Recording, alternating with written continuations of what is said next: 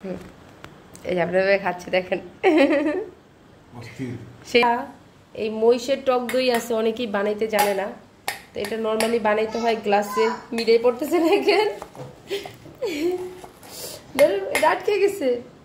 ওই যে চামচ আছে, চামচ দিয়ে করো। হ্যাঁ ওকে, এবার এটারে পুরোটারে এটার ভিতরে নিব। যারা বানাইতে জানে না মূলত তাদের জন্য এই ভিডিওটা আমার করা। আর আমাদের বোলা জেলার মানুষের জন্য তো কিছু বলার নাই, কারণ ওনারা খায় সবসময়, এটা জানে কিভাবে খেতে হয়। নর্মালি অন্য জেলার যারা আছে খেতে জানে না এই দইটা কিভাবে খেতে হয়, অনেকেই আছে, তাদের জন্য মূলত আমার এই ভিডিওটা বানানো। ঠিক আছে, এটা সম্পূর্ণটা কাঁচাই নিতে হবে।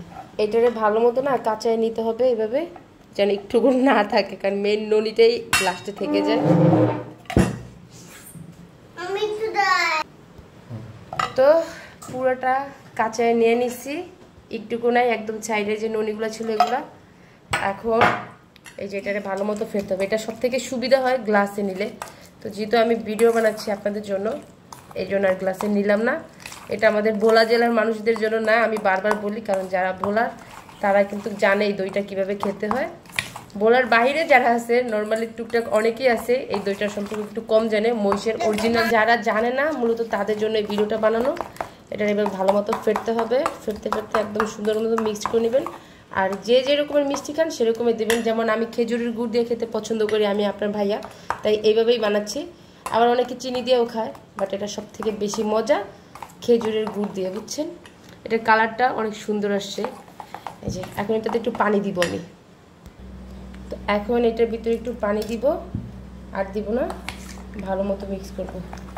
এটা গ্লাসে বানাবেন, আপনারা যারা বানাবেন তারা কিন্তু গ্লাসে বানাবেন, আমি জাস্ট বাটিতে বানাচ্ছি। ভিডিওটা ভোলা জেলার মানুষ কিন্তু এটা খুব ভালো করে বানায় খাইতে জানে। হ্যাঁ, এটা কিন্তু মহিষের দই, অরিজিনাল মহিষের দই।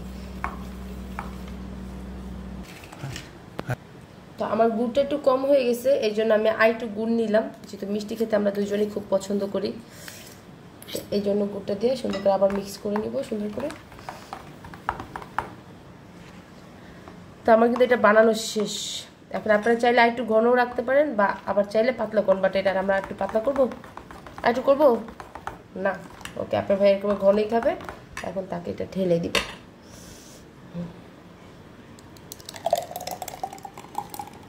বেশি ঘন রাপিন, বেশি ঘন, একটু ঘনই খাবো দাও। এই যে দেখেন রেডি। সমস্যা হয়েছে আমার ক্যামেরাম্যান ভালো না। এই তো আমাদের মহিষের দই রেডি। মহিষের গরুর দুধের, মহিষের গরুর দুধ। যাই হোক, কারো খেতে মন চাইলে অবশ্যই কমেন্ট করে জানাবেন, এভাবে বানায় খাওয়াবো, সমস্যা নেই। আর যদি না, যদি কারো খাইতে মন চায় অবশ্যই জানাবেন কিন্তু।